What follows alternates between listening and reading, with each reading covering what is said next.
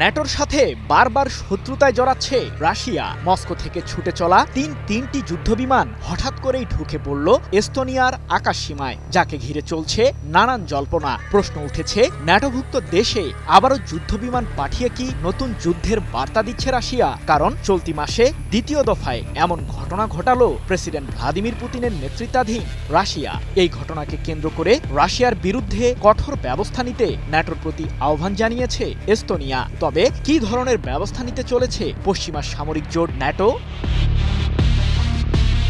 19 September সকালে হঠাৎ করেই এস্তোনিয়ার আকাশসীমা লঙ্ঘন করে রাশিয়ার 3টি মিগ-31 সিরিজের যুদ্ধবিমান ঢুকে পড়ে। তবে এতটুকুতেই শেষ হয়নি উত্তেজনা। টানা 12 মিনিট এস্তোনিয়ার আকাশসীমায় অবস্থান করে রাশিয়ার ওই যুদ্ধবিমানগুলো। যদিও এমন অভিযোগ প্রধানমন্ত্রী ক্রিস্টেন মিশালের নেতৃত্বাধীন এস্তোনিয়ার এক প্রতিবেদনে বিষয়টি নিশ্চিত করেছে ব্রিটিশ সংবাদ মাধ্যম বিবিসি। পাল্টা জবাবে রাশিয়ার যুদ্ধবিমানগুলোকে তাড়া করে ন্যাটোর বাল্টিক এয়ার পুলিশিং মিশনের অধীনে থাকা ইতালির F-35 সিরিজের যুদ্ধবিমান। এই ঘটনার পর পশ্চিমা সামরিক জোটটির একজন মুখপাত্র বিষয়টিকে রাশিয়ার বেপরোয়া আচরণ বলে ক্ষোভ জানিয়েছেন। এখন প্রশ্ন হলো, রাশিয়ার মিগ-31 যুদ্ধবিমান কি সত্যি ন্যাটোর জন্য নতুন হুমকি হয়ে উঠছে? প্রতি ঘন্টায় 3000 কিলোমিটার গতিতে ছুটতে পারা মিগ-31 সিরিজের এই যুদ্ধবিমানগুলো রাশিয়ার সামরিক বহরের সবচেয়ে উন্নত যুদ্ধবিমানগুলোর একটি। মূলত দীর্ঘ দূরত্ব থেকে শত্রুপক্ষের যুদ্ধবিমান কিংবা জাহাজ থেকে ছোড়া মিসাইলকে প্রতিহত করতেই তৈরি হয়েছে রাশিয়ার এই যুদ্ধাস্ত্র। মিগ-31 সিরিজের যুদ্ধবিমানটিতে রয়েছে আধুনিক রাডার সিস্টেম, যা একাধিক লক্ষ্যবস্তুকে একসাথে শনাক্ত করতে পারে।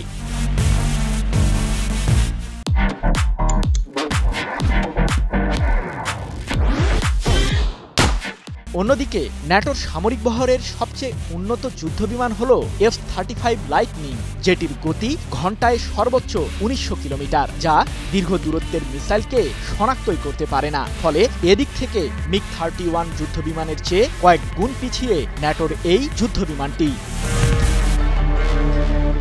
এস্তোনিয়ার আকাশসীমায় রাশিয়ার যুদ্ধবিমান প্রবেশের ঘটনা এটি নতুন নয়। রাশিয়ার পূর্ব দিকের সীমান্ত ঘেঁষা এস্তোনিয়ার আকাশে চলতি বছর এমন ঘটনা 5 বার ঘটিয়েছে মস্কো। যদিও আন্তর্জাতিক আইন লঙ্ঘন করে ভিন্ন দেশের আকাশসীমায় নিজেদের যুদ্ধবিমান পাঠানোকে অস্বীকার করেছে মস্কো।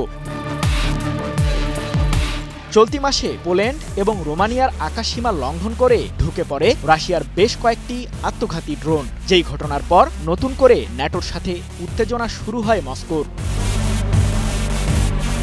এদিকে ন্যাটো চুক্তির 4 নম্বর অনুচ্ছেদ অনুযায়ী পশ্চিমা সামরিক জোটটিকে রাশিয়ার বিরুদ্ধে ব্যবস্থা নেওয়ার অনুরোধ জানিয়েছে এস্তোনিয়া, পোল্যান্ড ও রোমানিয়া। যদিও এই অনুচ্ছেদের শর্ত অনুযায়ী রাশিয়ার বিরুদ্ধে সামরিক কোনো পদক্ষেপ নিতে পারবে না ন্যাটো। তবে রাজনৈতিক ও কৌশলগত পথ অনুসরণ করে মস্কোর সাথে আলোচনা করবে ন্যাটো। সৃজন মাহমুদ, নিউজ 24।